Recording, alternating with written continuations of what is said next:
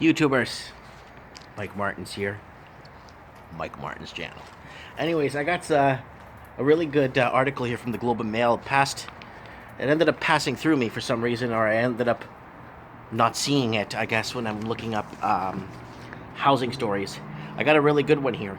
Toronto housing boom to continue as Vancouver slumps. Yep. I'll leave a link below so you guys could follow it. Canada's two largest housing markets are going in different directions. With the Greater Toronto Area poised for another rally in 2017, while the Vancouver region grids for a decline. Royal LePage forecasters median residential price in the GTA will jump 10% in this year, while Greater Vancouver will experience 8.5% price decrease for various housing types. People in Toronto think that they live in this outlandish expensive region, but they don't realize just how affordable homes are relative to the price of homes in Vancouver. There is a dramatic difference, said Phil Soper, Chief Executive Officer of the real estate firm. Last month, the average price of a detached houses sold in the Real Estate Board of Greater Vancouver's territory was $1.68 million compared to $1.02 million in the GTA. In the city of Vancouver, the price for detached properties averaged more than $2.6 million last month, compared to $1.29 million for sales in the city of Vancouver. The GTA tops the list of 9 selected major markets covered by Royal LePage in the 2017 Outlook. Other price gains are in Greater Montreal, 4%, Calgary, 2.5%, Winnipeg and Halifax, 2%. Get to the next page here. Percent in Halifax. Ottawa, 1.7%, Regina, 1%. Edmonton is forecast to have a decline of 0.9%, leaving Greater Vancouver trickling the pack in the forecast. So it's going to hit the bottom. For the 9 markets as a whole, the median price predicts to reach $574,000 this year, with a 2.8% from last year. Mr. Sopier said Greater Vancouver prices could rise modestly with spring because of the seasonal trend of busy sales activity, but he expects muted activity for much of 2017 after Canada's most expensive housing market got out of control in the first half of 2016 before the prices started falling in the second half. This is affordability-driven correction, not one based on economic fundamentals. We're not looking at a financial crisis, he said. The BC government implemented the 15% tax on foreign home buyers in Metro Vancouver last August, and Ottawa tightened mortgage lending rules in October. Royal LePage produces a price composite in a formula that focuses on typical properties and excluded sales of luxury mansions. It is said that the large sampling provides a better barometer of trends than the average prices, which are skewed upward by sales high-end properties. The real estate firm examines the city of Vancouver and 7 suburbs to provide representation of Greater Vancouver. The typical 2-story prices are up 27% in the past year, median of $1.6 million in the Vancouver region, compared to 17.5% increase to $846,000 in the GTA. GTA's Greater Toronto Area.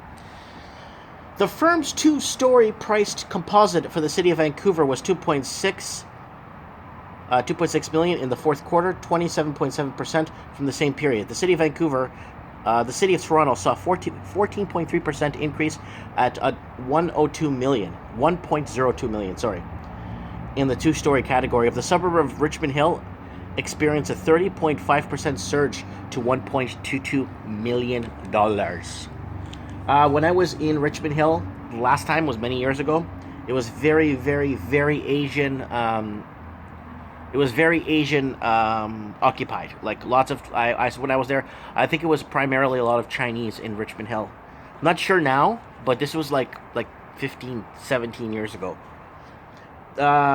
Economists have warned about the high prices in and around Vancouver and Toronto. Nationally, in 53 markets measured, Royal LePage's two-story priced composite climbed to 661,730 in the fourth quarter, up 14.3% from the last year earlier. Over the past year, the national median price for all housing types increased 13% to 558,153, and in the condo market, the price rose 7.4% to 356,307.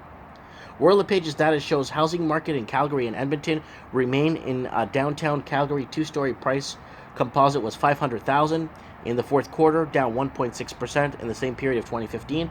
In Edmonton, the price slipped 1.8% to 434,924. On Wednesday, the Calgary Real Estate Board forecasts the benchmark price for detached houses sold slightly rose 0.8%, while condo prices will slip 2%. Mr. Soper pointed out that the price gap between detached houses and condos is much wider in Vancouver and the region of the GTA. Data compiled in the real estate boards show condos sold last month in the real estate board in the Greater Vancouver's territory averaged 588,000, or nearly 1.09 million less than the price for detached.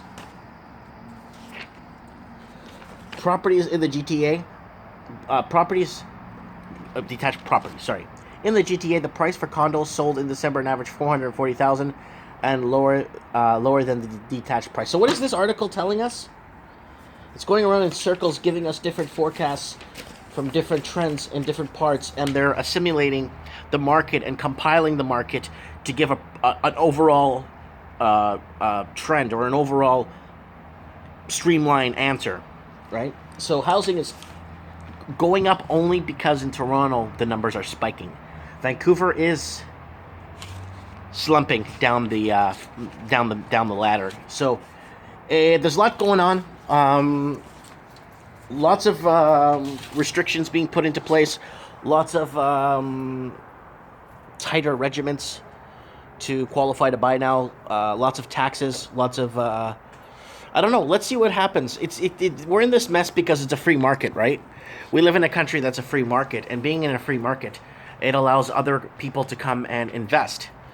And you can't blame them for coming in to invest because it is a free market, right? But if one wants to, we'll use Mexico today for an example. If one wants to go to Mexico and buy, you can't. You can't own anything in Mexico if you're not Mexican. Like I said before in many videos, I wanted to buy a house in Mexico. A beautiful house. It was like 18 grand. And this was, I don't know, 10, 15 years ago. And they wouldn't sell it to me because I'm a foreigner. They would not touch anyone that wasn't a Mexican citizen. And if I'm married to a Mexican, I found this out, the property would go in her name and somewhat in my name, very gray. So if something happens to her, the government could take it back. So I just wanted to let you guys know that, like, I'm not picking on Mexico. I love Mexico. I go there all the time. And I really wanted to buy property there. But I was woken by a rude awakening that I can't open a bank account. I can't buy a property. I can't have anything in Mexico unless I am Mexican, right? And I think you just can't become. I think you have to be born, and you have to be born of Mexican parents too. So you see where I'm going? So I'm not just trying to put that out there too. So having a free market and allowing people to come in and buy freely makes it really hard for the people living in the country. The prices in Mexico don't spike because there's not a lot of foreign investing going on in Mexico because they don't allow it, right? But what do I know? That was 15 years ago. I don't know if things have changed. I spoke to a real estate agent. She says you could buy in Mexico, but then you have to go through some subsidiary, and then you have to sign some papers, and then you don't really own the property. It's in someone else's name. Like, that doesn't mean ownership, right? That's you know, and it's really shady things. Timeshares, all that crap. That's all bullshit. But anyways, I wanted to throw this out there. Let me know what you guys think. You know, is this free market? Like, I think it's going to destroy Toronto until the people in Toronto, you know, their housing is going to go up. But the problem is, okay, I'm going to sell my house for $2 million tomorrow. That's fantastic. Congratulations. But the problem is they're going to stay within the same area. They're not selling their house for $2 million and they're moving to Portugal to buy a house for 140,000 euros by the beach. They're not doing that. They're staying in the same area. So when they sell for $2 million, they got to buy back for $2 million. If they try to upgrade, it's going to cost them $2.8 million. You see what I'm saying? People are stuck in those homes until something gets corrected, just like here in Vancouver. A lot of people want to upgrade their homes to a 3 to a 4 bedroom. They can't do it. Why? Because they can't afford the upgrade, right? The upgrade is like, there's a huge different gap. Let me know what you guys think. You know, is it fair? Like, is it fair? That's all I'm asking. Is it fair? What do you guys think? Comment below, and don't forget to hit the subscribe button.